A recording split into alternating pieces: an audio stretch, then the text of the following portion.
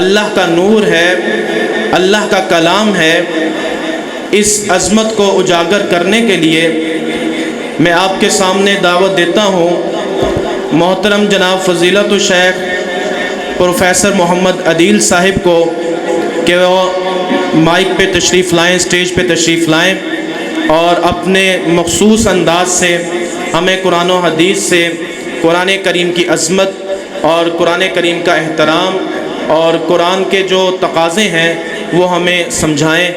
جناب محترم پروفیسر محمد عدیل صاحب۔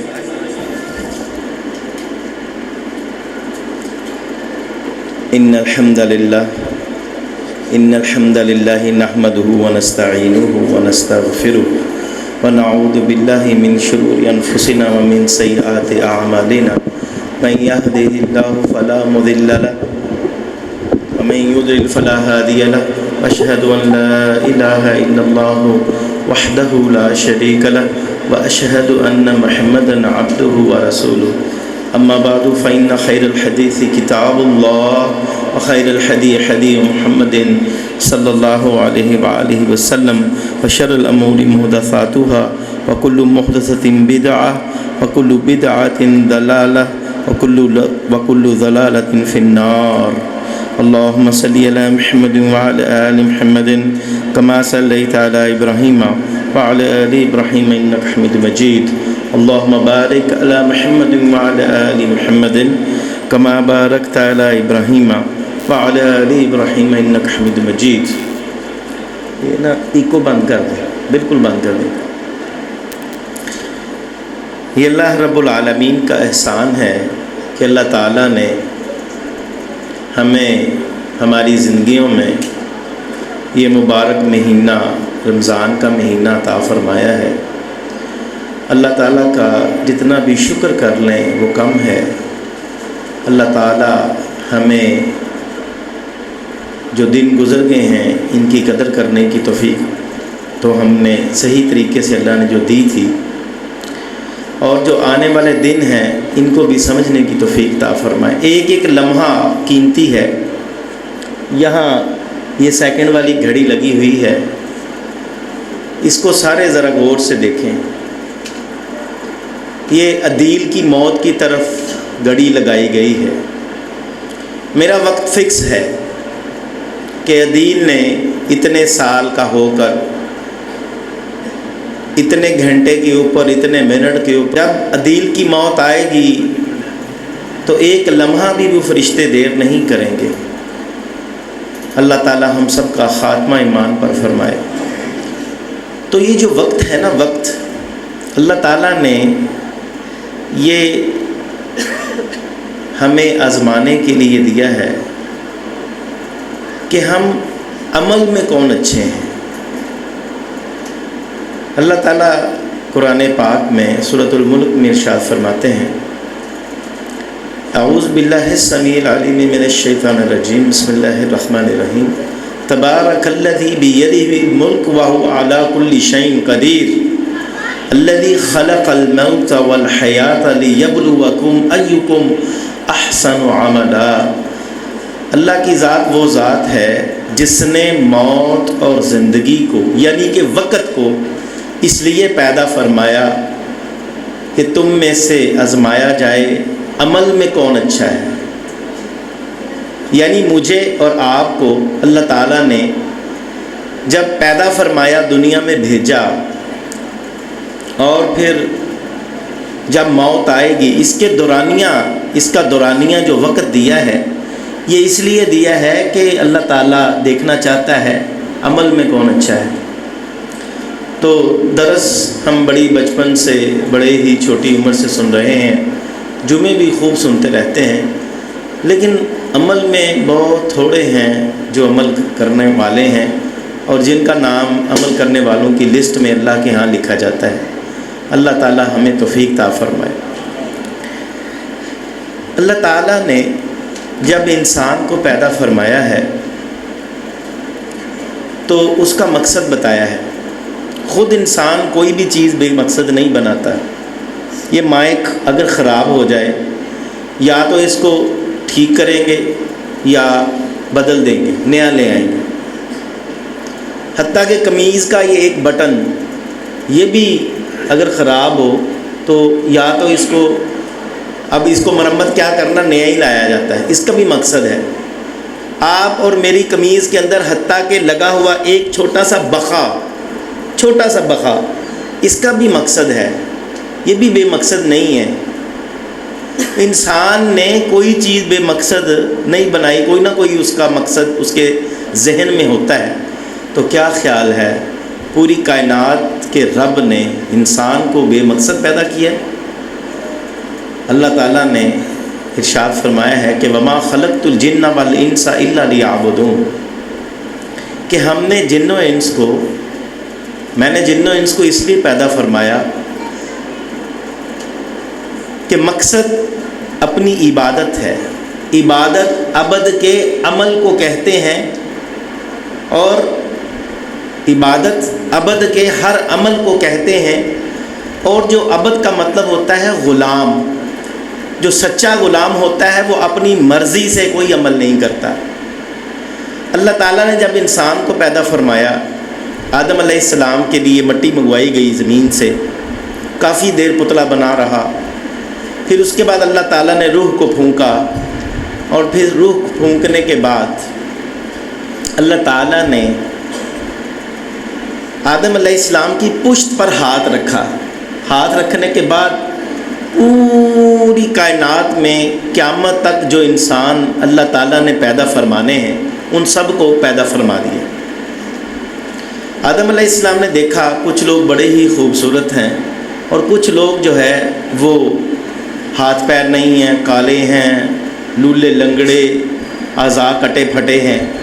ظاہر ہے وہ والد تھے، ان کو ترس آیا، اللہ تعالیٰ سے سوال کیا، اللہ تعالیٰ یہ میری اولاد بڑی خوبصورت ہے، اور یہ میری جو دوسری سائڈ پر اولاد ہے یہ کٹی پھٹی اعضاء کے ساتھ، اور اس کا معاملہ کیا ہے؟ یہ خوبصورت نہیں، بدصورت سے، بددے سے، اور اعضاء بھی پورے نہیں، یہ کیا معاملہ ہے؟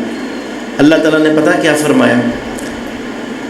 فرمایا میں یہ دیکھنا چاہتا ہوں ان میں سے شکر گزار کون ہے، جن کو خوبصورتی سے تندرستی دی ہے، کیا وہ میرا شکر ادا کرتے ہیں؟ اور جن کو اعضاء کٹے پھٹے دیے، نعمتیں کم دی ہیں، کیا وہ شکر ادا کرتے ہیں؟ تو اللہ تعالیٰ جو بہت زیادہ محبت کرتا ہے، آپ نے اپنے والدین کا مشاہدہ کیا ہوگا، والدین کا، بچوں کی خاطر کیا نہیں کرتے، وہ بہت کچھ کرتے ہیں۔ تو وہ والدین جو بچوں کی خاطر اتنا کچھ کرتے ہیں، انہوں نے آنکھیں نہیں بنائی،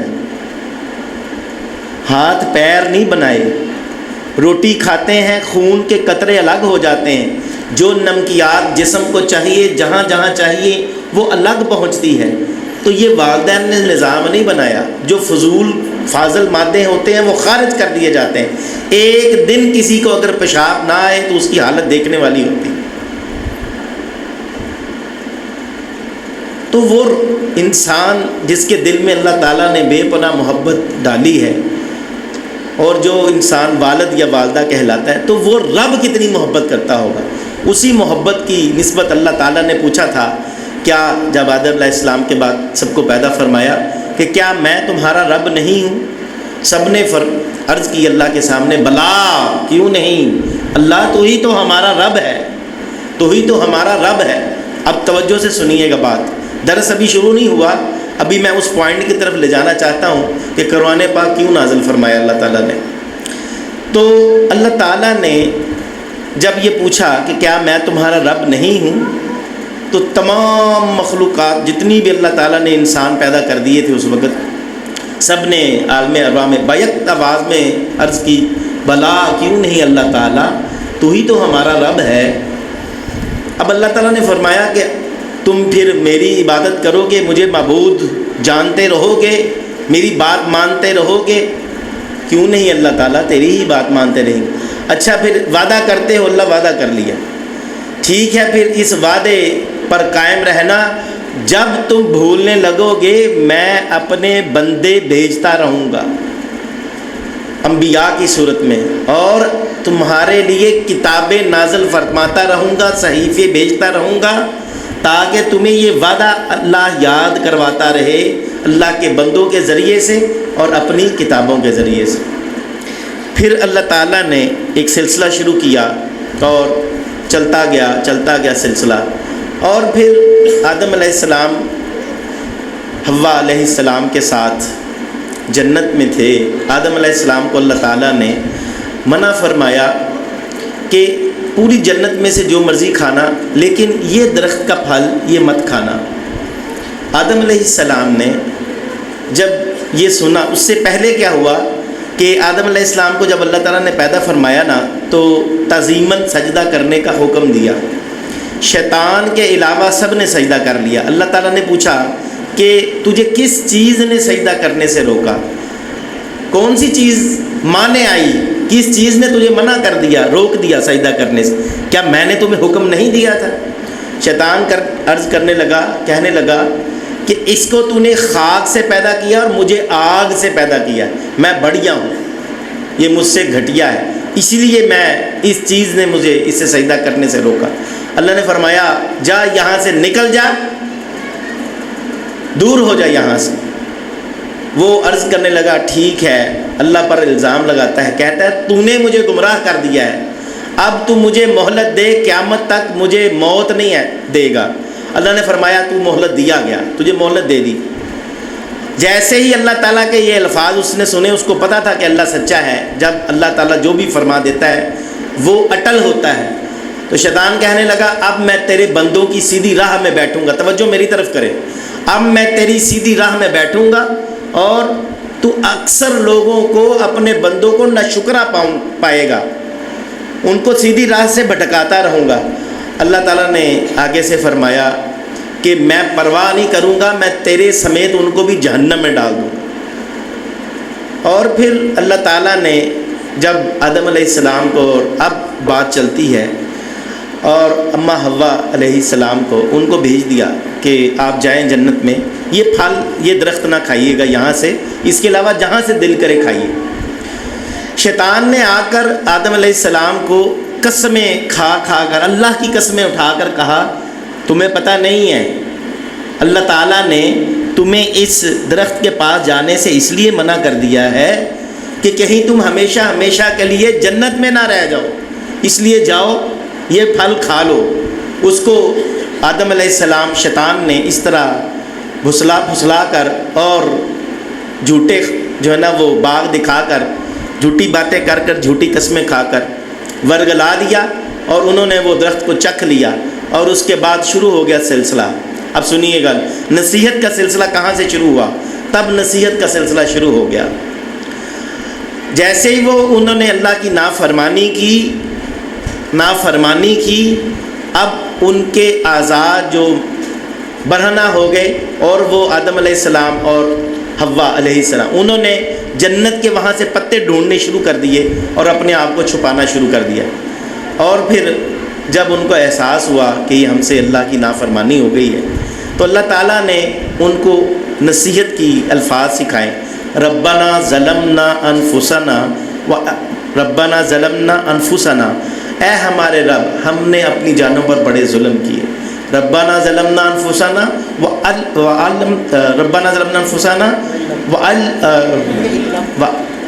وَإِن لَّمْ تَغْفِرْ لَنَا وَتَرْحَمْنَا لَنَكُونَنَّ مِنَ الْخَاسِرِينَ۔ اے اللہ اگر تو نے ہمیں معاف نہ کیا، ہمارے اوپر رحم نہ فرمایا، تو ہم گھاٹا پانے والوں میں سے ہو جائیں گے۔ یہ دعا اللہ تعالیٰ نے سکھائی، اور اس کے بعد آدم علیہ السلام کو اللہ تعالیٰ نے حکم دیا جاؤ، شیطان کو بھی نیچے بھیج دیا زمین پر، فرمایا تم اور انسان، اب یہ شیطان تمہارا دشمن ہے، تم ایک دوسرے کے دشمن ہو، اور ایک خاص عرصے تک تم زمین میں رکے رہو، اور پھر اس کے بعد تم نے واپس میری طرف لوٹ کر آنا ہے۔ یہ ساری تمہید تھی۔ اور پھر اللہ تعالیٰ نے کتابوں کا سلسلہ اور صحیفوں کا سلسلہ، انبیاء کا شروع کیا اور معاملات شروع کیے، اور شیطان فائدہ اٹھاتا رہا، برائی کی دعوت دیتا رہا۔ فرمایا کہ شیطان تو تمہیں حکم دیتا ہے، یأمرکم، وہ تمہیں حکم دیتا ہے بالسوء، برائی کا، والفحشاء، اور بے حیائی کا، اور وہ باتیں اللہ کی طرف لگانے کا تمہیں حکم دیتا ہے جو تم نہیں جانتے۔ یعنی انسان جانتا نہیں ہوتا کہ یہ اللہ تعالیٰ نے فرمایا، اپنے پاس سے ہی وہ اللہ کی طرف ایسی باتیں لگاتا ہے اور شریعت سازی کرتا ہے۔ یہ اس چیز کو روکنے کے لیے اللہ تعالیٰ نے پھر مختلف انبیاء کو بھیجا، اور شیطان کے وار سے بچانے کے لیے اللہ تعالیٰ نے نصیحتوں کا سلسلہ شروع کیا، اور پھر اللہ رب العالمین نے آخری نبی سیدنا محمد رسول اللہ صلی اللہ علیہ وآلہ وسلم کے سینہ اطہر پر اس قرآن مجید کو نازل فرمایا۔ اب بات شروع ہوتی ہے کہ اللہ تعالیٰ نے اس قرآن مجید کو نازل فرمایا، اور پھر فرمایا بسم اللہ الرحمن الرحیم الف لام میم ذالک الکتاب لا ریب فیہ ھدی للمتقین، کہ یہ کتاب جس کی اللہ کی کتاب ہونے میں کوئی شک نہیں ہے، اور یہ راہ دکھاتی ہے، کن کو ہدایت دیتی ہے، کن کو؟ متقیوں کو، پرہیزگاروں کو۔ تو قرآن پاک کا مقصد، انسان کا مقصد عبادت ہے، اور عبادت اللہ کی مرضی سے، یعنی عبد غلام کو کہتے ہیں، اور سچا غلام اپنی مرضی سے کوئی کام نہیں کرتا۔ آپ سوچ لیں ذرا، قیدی جو غلام ہوتا ہے وہ پوچھتا ہے پانی پی لوں؟ ہاں جی پی لیں۔ یہ واش روم چلا جاؤں؟ ہاں جی چلے جائیں۔ یہ والا کھانا کھا لوں؟ ہاں کھا لوں۔ یہاں بیٹھ جاؤں؟ بیٹھ جاؤں۔ ایسے غلام کو مالک کا کہتا ہے یہ بڑا سچا غلام ہے، میرا بڑا سچا صحیح غلام ہے، مجھ سے پوچھ پوچھ کر چلتا ہے۔ اور اس لیے فرمایا مومن کے لیے یہ دنیا قید خانہ ہے، مومن کے لیے یہ دنیا قید خانہ۔ لیکن اگر ہم مومن ہوں تو ہمیں قید خانہ لگے۔ ہم اللہ تعالیٰ سے کیسے پوچھیں کہ یا اللہ تعالیٰ یہ کام کر لیں؟ کیسے پوچھیں گے؟ اللہ تعالیٰ نے فرمایا قیامت تک تمہارے دل میں آنے والے سوالات کا جواب میرے اس کلام میں ہے۔ تمہاری جو قیامت تک جتنے بھی تمہارے رہنمائی کے لیے اگر تم چاہتے ہو سیدھے راستے کی رہنمائی کے لیے، تو یہ قرآن پاک تمہاری رہنمائی فرمائے گا۔ سورۃ الفاتحہ میں یہی تو ہم مانگتے ہیں۔ اللہ تعالیٰ کی حمد و ثنا بیان، اللہ تعالیٰ کی تعریف بیان کرنے کے بعد ہم اللہ رب العالمین سے یہی تو مانگتے ہیں، اہدنا الصراط المستقیم، یا اللہ سیدھا راستہ دکھا۔ سیدھا راستہ کن لوگوں کا؟ صراط الذین انعمت علیہم، ان لوگوں کا راستہ جن پر تو نے انعام فرمایا، غیر المغضوب علیہم ولا الضالین، ان لوگوں کا راستہ نہیں کہ جن پر تیرا غضب نازل ہوا اور جو گمراہ ہوئے اور تو نے ان پر اپنا غضب نازل فرمایا، ان لوگوں کا راستہ مت دکھلا۔ اب اللہ تعالیٰ نے یہ قرآن مجید فرقان حمید ہمارے لیے اسی لیے نازل فرمایا کہ ہم وہ سیدھے راستے کی تلاش کریں۔ لیکن کیسے تلاش کریں گے؟ جب اس قرآن مجید پر ہم ایمان لے کر آئیں گے کہ یہ ہمیں سیدھی راہ دکھاتا۔ تو قرآن مجید کے حقوق میں سے جو امت کے اوپر ہیں، حق کسے کہتے ہیں؟ وہ کام جو نہ کرنے سے انسان گناہ گار ہوتا ہے۔ حقوق العباد آپ نے سنے ہیں، حقوق اللہ سنے ہیں، حقوق العباد سنے ہیں۔ اس طرح قرآن مجید کے بھی انسان کے اوپر حق ہے۔ پہلا حق کیا ہے؟ کہ اس کے اوپر ایمان لایا جائے، جس طرح اللہ رب العالمین قرآن مجید میں ہی ارشاد فرماتا ہے کہ اس پر ایمان لانا اللہ رب العالمین کی طرف سے ہے۔ کیسے؟ آمن الرسول بما انزل الیہ من ربہ والمؤمنون، رسول صلی اللہ علیہ وسلم بھی ایمان لائے کس کے اوپر؟ اس کتاب کے اوپر، اللہ رب العالمین کے اس فرمان کے اوپر، جو کچھ اللہ تعالیٰ نے رسول اللہ صلی اللہ علیہ وسلم پر نازل فرمایا ہے، اس نازل کردہ وحی کے اوپر رسول اللہ صلی اللہ علیہ وسلم بھی ایمان لائے اور مومنین بھی اس پر ایمان لے کر آئے۔ اس لیے فرمایا اللہ رب العالمین نے کہ اتباع کریں جو کچھ آپ صلی اللہ علیہ وسلم آپ پر ہم نے نازل فرمایا۔ تو پہلا حق کیا ہے؟ ایمان لے کر آنا۔ اگر ہم اس پر ایمان لے کر آئیں گے، اور اگر میں صراط الذین انعمت علیہم کا صحیح ترجمہ کر دوں کہ ان شارٹ میں مختصر کہ یا اللہ رسول اللہ صلی اللہ علیہ وسلم کی سنت دکھا، صراط الذین انعمت علیہم اہدنا الصراط المستقیم، اے اللہ سیدھا راستہ دکھا۔ صراط الذین انعمت علیہم، انعام یافتہ کون لوگ ہیں؟ انبیاء، اور انبیاء میں نبیوں کے سردار ہمارے پیارے نبی صلی اللہ علیہ وسلم انعام یافتہ ہیں۔ تو اصل میں ہم یہاں پر سیدھے راستے کی دعا مانگ رہے ہیں کہ یا اللہ ہمیں سنت کا راستہ دکھا۔ اٹھنا کیسے ہے ہمیں تو بتا، سونا کیسے ہمیں تو بتا، کاروبار کیسے کرنا ہے ہمیں تو بتا۔ کیسے رسول اللہ صلی اللہ علیہ وسلم کیسے کاروبار کرتے تھے، رسول اللہ صلی اللہ علیہ وسلم کیسے کھاتے پیتے تھے، رسول اللہ صلی اللہ علیہ وآلہ وسلم کیسے زندگی گزارتے تھے، یہ ہمیں یا اللہ تو ہمیں بتا۔ تو رسول اللہ صلی اللہ علیہ وسلم کا طریقہ اللہ تعالیٰ نے پورے کا پورا قرآن پاک اتارا. اللہ تعالیٰ نے سرٹیفکیٹ جاری کیا کہ ان علی خلق عظیم، ہم نے آپ کو عظیم اخلاق عطا فرمائے. اور امی جان سیدہ عائشہ رضی اللہ تعالیٰ سے پوچھا گیا کہ رسول اللہ صلی اللہ علیہ وسلم کے اخلاق کیسے تھے؟ فرمایا تعجب ہے، تم قرآن نہیں پڑھتے، سارے کا سارا قرآن ہی رسول اللہ صلی اللہ علیہ وسلم کا اخلاق ہے. تو قرآن مجید میں آتا ہے ان الشرک لظلم عظیم، کہ شرک بے شک یقیناً سب سے بڑا ظلم ہے. تو یہ بھی اخلاق ہے، جی یہ بھی اخلاق ہے. سب سے زیادہ اخلاق، اچھے اخلاق کا، اچھے رویے کا حقدار کون ہے؟ اللہ تعالیٰ، اس کے ساتھ کسی کو شریک نہیں ٹھہرانا. اس کے بعد حقوق العباد آتے ہیں اور باقی معاملات چلتے ہیں. اب سیدھی راہ پر چلنے کے لیے ہمیں اس قرآن پر ایمان لانا ضروری ہے کہ یہ اللہ کی کتاب ہے اور یہ اللہ تعالیٰ نے مبارک کلام رسول اللہ صلی اللہ علیہ وسلم پر نازل فرمایا تاکہ لوگ اس کے اوپر غور و فکر کریں اور اس کو اتھینٹک مانیں. دوسرا حق یہ ہے کہ قرآن کے علاوہ کسی کتاب کو ہم اتھینٹک نہ مانیں. قرآن نے فرمایا ہے کہ جو تمہیں رسول دیں وہ لے لو، جس سے منع کریں اس سے منع ہو جاؤ. اب رسول اللہ صلی اللہ علیہ وسلم کی ساری باتیں تو قرآن مجید میں نہیں لکھی، تو پھر اس سے مراد یہ ہے کہ حدیث مصطفیٰ صلی اللہ علیہ وآلہ وسلم بھی اتھینٹک ہے، کیونکہ اللہ تعالیٰ نے فرمایا ہم نے قرآن کی حفاظت کا ذمہ اپنی طرف لیا ہے اور حدیث پاک کی حفاظت کا ذمہ بھی ہماری طرف. تو قرآن و حدیث اتھینٹک ماننا یہ قرآن پر ایمان لانا ہے.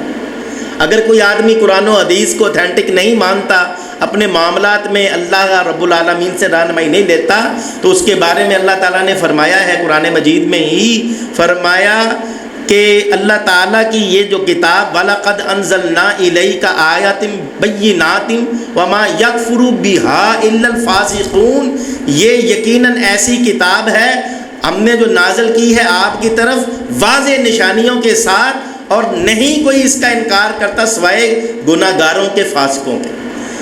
اس کو نہ لینے والا صرف فاسق ہوتا ہے. تو دوسرا حق کیا ہے؟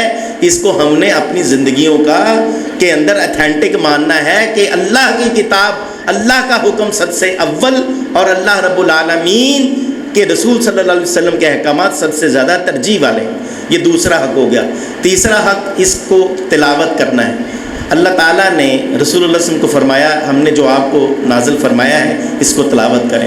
اور تلاوت کیسے کرنی ہے اس کے بارے میں اللہ تعالیٰ نے قرآن مجید میں سورۃ المزمل میں ارشاد فرمایا ہے کہ یا ایھا المزمل قم اللیل الا قلیلا نصفہ او انقص منہ قلیلا او زد علیہ ورتل القرآن ترتیلا، کہ اے چادر اوڑھنے والے آپ سب کو بڑی محبت سے اللہ تعالیٰ نے پکارا، فرمایا اٹھیے اور تھوڑا سا قیام کریں، نصف رات یا اس سے تھوڑا سا کم یا پھر اس سے تھوڑا زیادہ. اور کریں کیا اس قیام کے اندر؟ ورتل القرآن ترتیلا، قرآن مجید کو ٹھہر ٹھہر کر پڑھیں. یہ نفسیات ہے، جب انسان ٹھہر کے بات کرتا ہے تو اس کو سوچنے کا موقع ملتا ہے.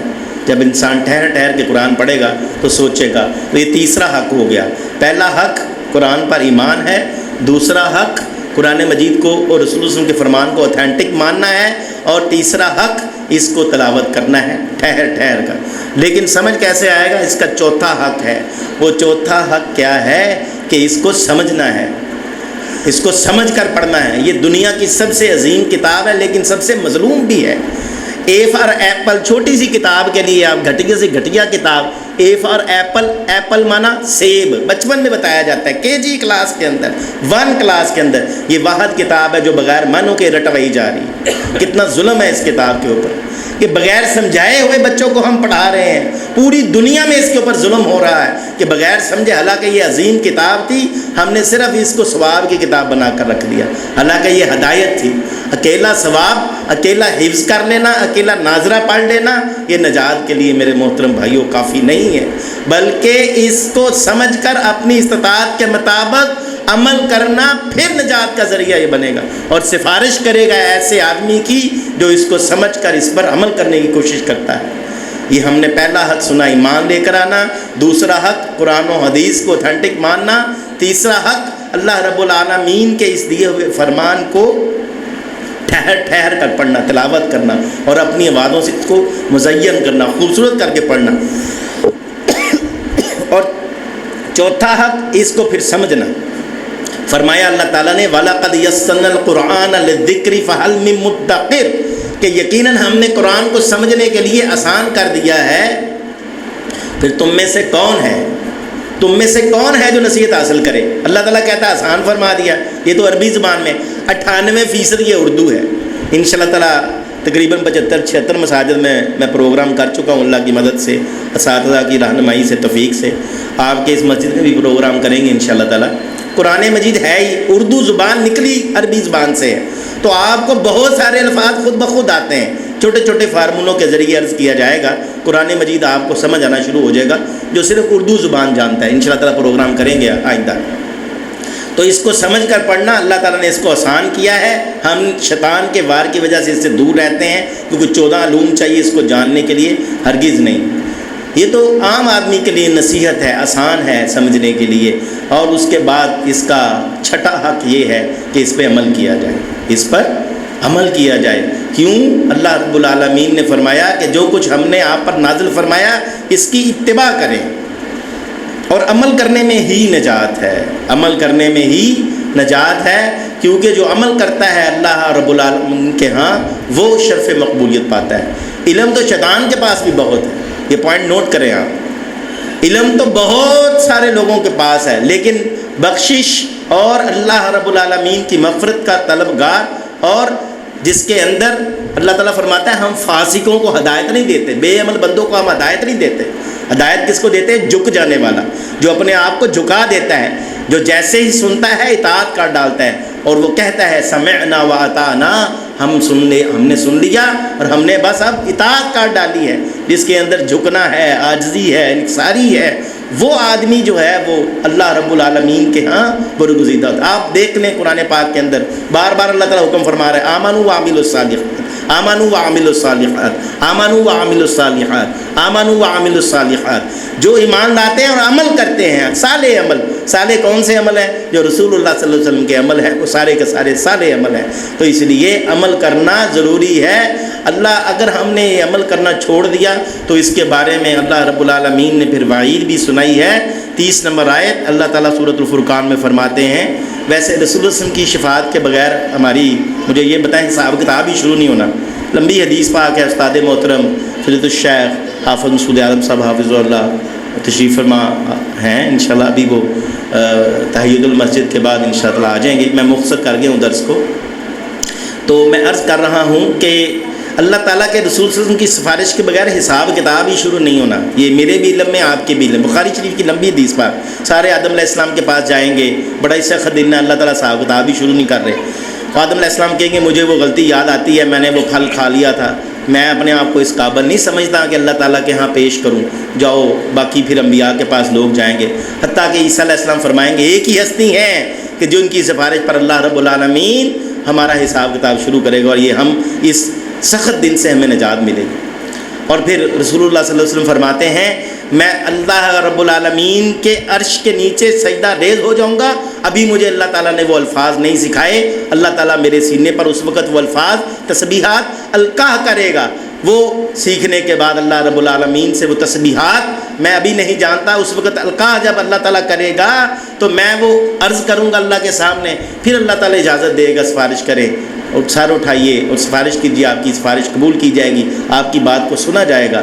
اور پھر یہ سارا ہونے کے بعد اگر وہی رسول صلی اللہ علیہ وسلم شکایت لگا دیں، اب پورے کنٹیکسٹ کے بعد میں عرض کر رہا ہوں، اگر یہی ہمارے پیارے نبی کہ جن کی شفاعت کے بغیر حساب کتاب ہی شروع نہیں ہونا، اگر یہی شکایت لگا دیں تو پھر کیا ہوگا؟ اس بندے کا کیا حال ہوگا؟ پتہ کس کی شکایت لگائیں گے؟ سورۃ الفرقان میں اللہ تعالیٰ فرماتا ہے کہ 30 نمبر آیت میں کہ اللہ تعالیٰ کے رسول صلی اللہ علیہ وسلم فرمائیں گے وقال الرسول یا ربی ان قوم اتخذوا ھذا القرآن مہجورا. اور رسول صلی اللہ علیہ وسلم عرض کریں گے اللہ کے سامنے اے میرے رب، میری قوم نے قرآن کو چھوڑ رکھا تھا.